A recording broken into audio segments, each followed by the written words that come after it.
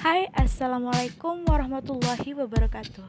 Kami dari kelompok 4 yang anggotanya adalah Sona Fatnaningsih, Melta Fitriani, Ain Nisa Batubara, Siti Nafisah, Nila Wahyu Azani, dan Yunisa Anandita Putri akan mempresentasikan makalah tentang manusia dan alam semesta. Selamat menyaksikan.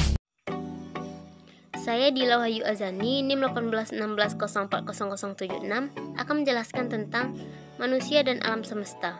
Yang pertama yaitu hakikat kebenaran. Untuk memahami mengapa berbagai disiplin ilmu dan teknologi tidak sepenuhnya dapat menjelaskan dan memecahkan permasalahan yang ada di dunia saat ini, maka perlu kita renungkan terlebih dahulu apa yang dinyatakan oleh E.F. Scamanzer dalam Eko Wijayanto dan kawan-kawan 2002 sebagai 4 kebenaran besar, yaitu yang pertama, kebenaran tentang hakikat, tentang eksistensi dunia atau alam semesta. Yang kedua, kebenaran tentang alat atau tools yang dipakai untuk memahami dunia. Yang ketiga, kebenaran tentang cara belajar tentang dunia. Dan yang keempat, yang dimaksud dengan hidup di dunia. Kebenaran tentang eksistensi menyangkut tentang adanya 4 tingkat eksistensi, yaitu yang pertama benda, yang kedua tumbuhan, yang ketiga hewan, dan yang keempat manusia. Yang membedakan adalah unsur dari keempat eksistensi tersebut. Kebenaran tentang alat maksudnya ketetapan dalam penggunaan alat yang dipakai untuk memahami keempat tingkat eksistensinya. Kebenaran tentang cara hidup akan berbeda untuk 4 bidang pengetahuan.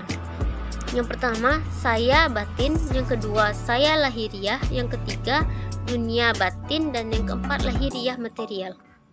Dalam hidup di dunia dijumpai 2 corak permasalahan, yaitu yang pertama, masalah konvergen. Bertitik temu adalah sesuatu yang dipecahkan secara menyeluruh. Dan yang kedua, masalah divergen, bertitik pisah, adalah sesuatu yang berlawanan. Intinya adalah ada berbagai tingkat eksistensi alam dan tingkat eksistensi kesadaran. Oleh karena itu, untuk menemukan hakikat kebenaran tidaklah cukup hanya dengan mengandalkan pendekatan ilmiah dan atau rasional. Yang kedua, hakikat eksistensi dunia atau alam semesta. Ada kecenderungan yang disodorkan oleh saintisme modern, yaitu suatu paham yang sering disebut sebagai materialistik, mekanistik, dan deterministik, yang memandang dunia fisik atau dunia murni sebagai satu-satunya yang diakui oleh ilmu pengetahuan. Alam semesta dianggap sebagai mesin raksasa yang bekerja secara mekanistik. Alam semesta dilihat sebagai materi atau substansi yang bertentang luas dan tidak bernyawa, yang misterinya mampu dipecahkan dengan pendekatan ilmiah dan rasional. Namun, Scamanzer telah mengingatkan para ilmuwan tentang adanya tingkat eksistensi alam semesta sebagai berikut. Yang pertama, benda sama dengan P. Yang kedua, tumbuh-tumbuhan sama dengan P ditambah X. Yang ketiga, hewan, yaitu P ditambah X ditambah Y. Dan yang keempat, manusia sama dengan P ditambah X ditambah Y ditambah Z.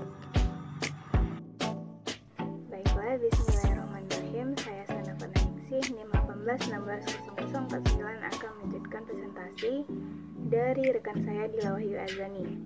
Yang mana yang selanjutnya yaitu dengan memberikan simbol P untuk benda mati, dan X untuk benda unsur hidup, dan Y untuk kesadaran, dan Z untuk kesadaran diri, maka dapat dikatakan bahwa eksistensi alam semesta memiliki 4 unsur, yaitu sebagai berikut.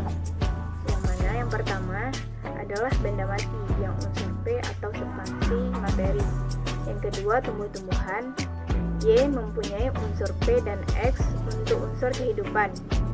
Yang ketiga yaitu golongan hewan memiliki unsur P, X, Y atau kesadaran.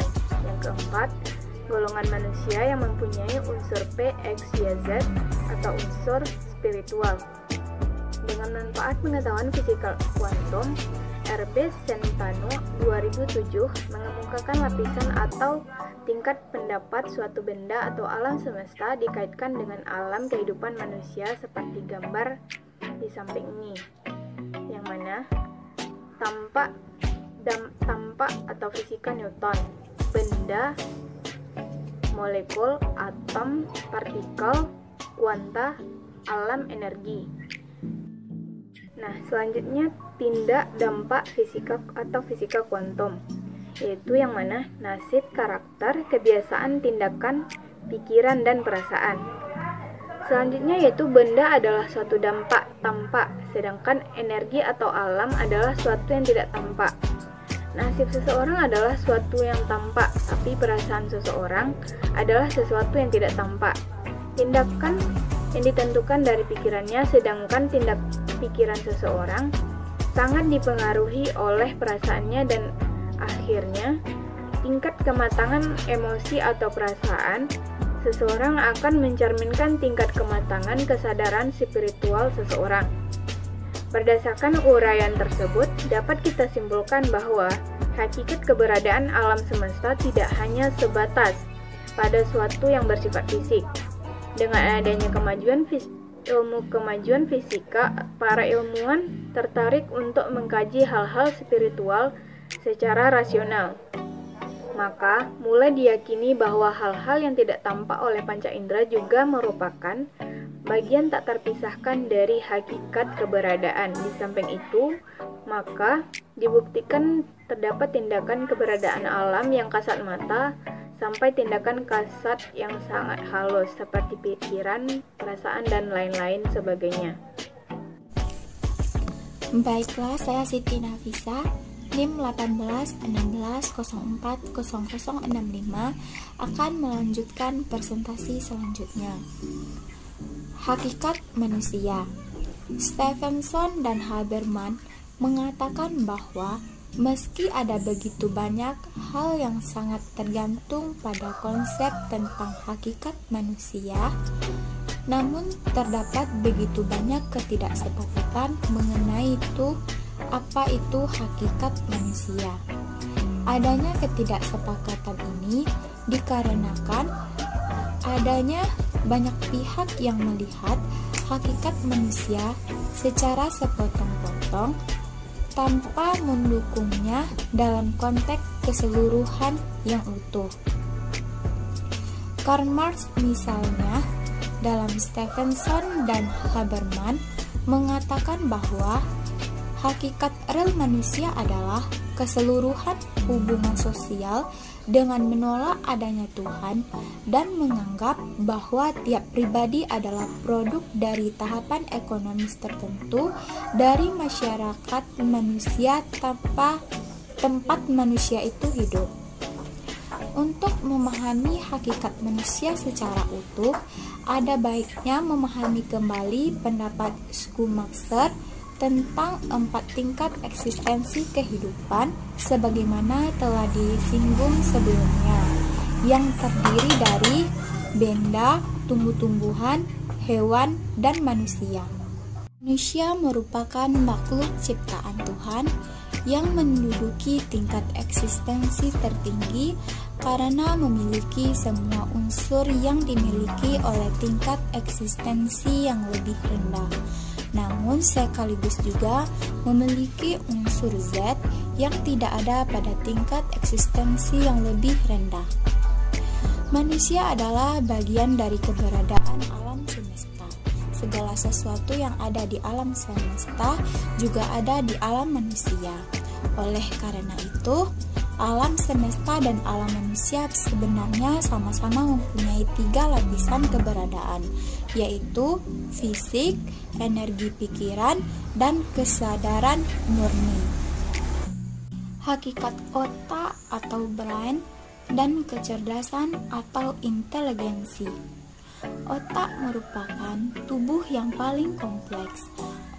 Otak memiliki kemampuan yang sangat luar biasa, antara lain memproduksi pikiran sadar, melakukan pilihan bebas, menyimpan ingatan, memungkinkan memiliki perasaan, menjembatani kehidupan spiritual dengan kehidupan materi atau fisik, kemampuan perabaan, persentuhan, penglihatan, penciuman, berbahasa, mengendalikan berbagai organ tubuh, dan sebagainya. Spiritualitas berhubungan dengan upaya pencarian makna kehidupan melalui hubungan langsung antara diri dengan Tuhan atau kekuatan tak terbatas potensi murni. Hal tersebut dapat disimpulkan sebagai berikut.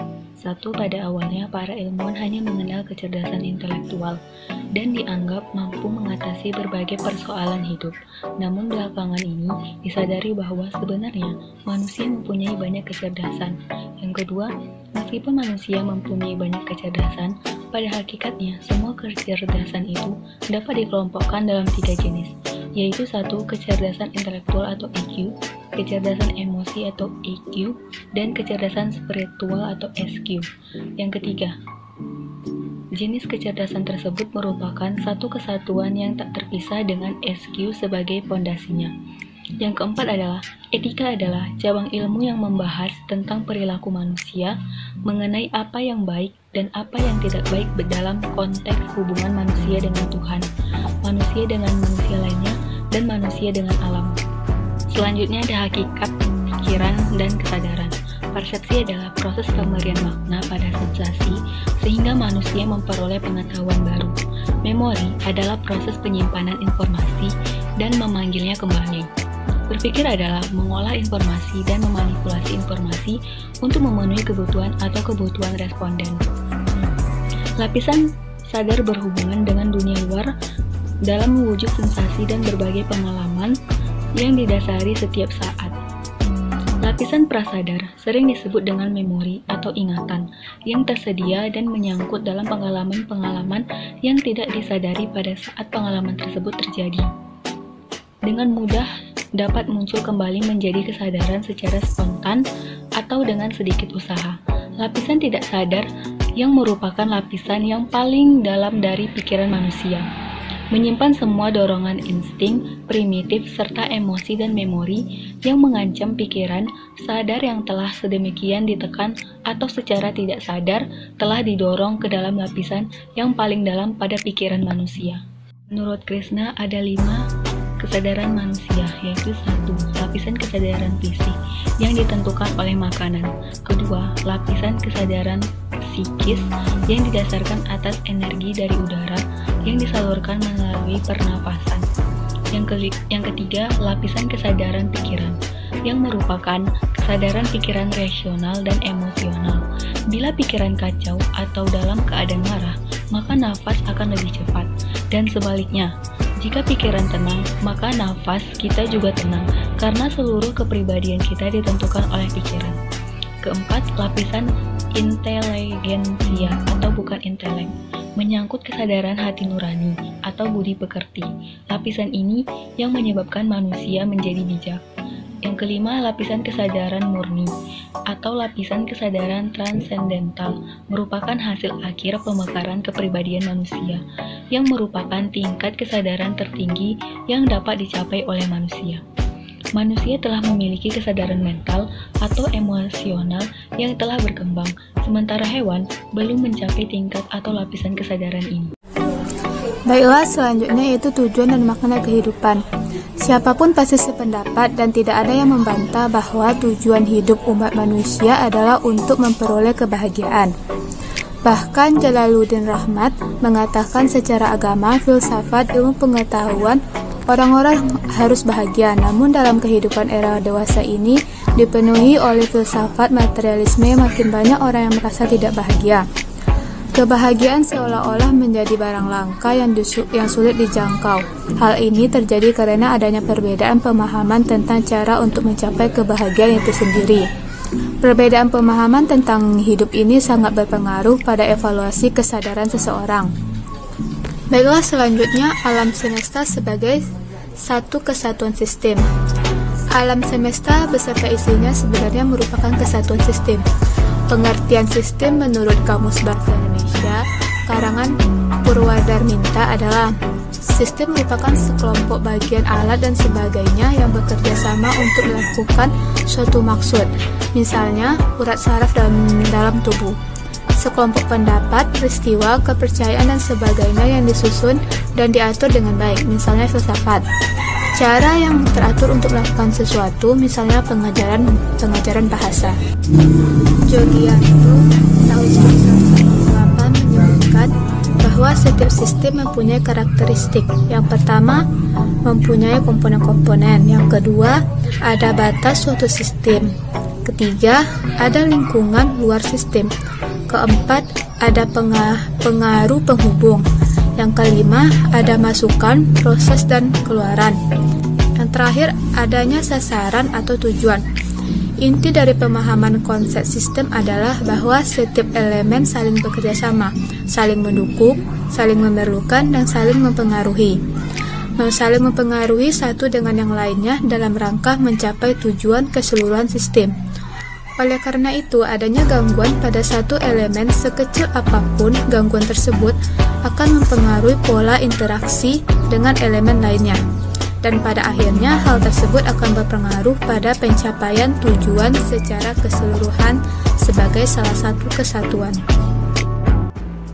Baiklah, saya Ainun Nisa dengan NIM 1816040062 akan melanjutkan materi. Materi berikutnya adalah mengenai spiritualitas dan etika. Sebenarnya, kajian etika erat kaitannya dengan pengembangan karakter. Namun, pengembangan karakter harus dilakukan melalui pengembangan keempat kecerdasan manusia, PQ, IQ, EQ, SQ secara seimbang dan utuh. Banyak pakar etika yang masih membedakan antara etika dengan spiritualitas.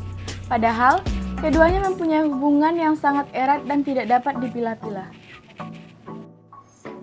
Menurut mereka, etika adalah adat, kebiasaan, ilmu yang mempelajari hubungan perilaku manusia yang bersifat horizontal, yaitu hubungan manusia dengan manusia, hubungan manusia dengan lembaga atau institusi, manusia dengan alam, dan lembaga dengan lembaga.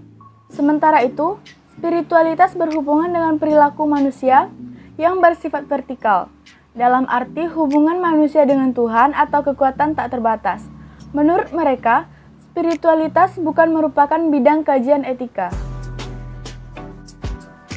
Setiap manusia harus menyadari bahwa kesempatan hidup di dunia ini hendaknya dimanfaatkan sebaik-baiknya untuk mencapai tingkat kesadaran Tuhan. Bila kesadaran spiritual telah tercapai, maka kesadaran etis dengan sendirinya akan tercapai.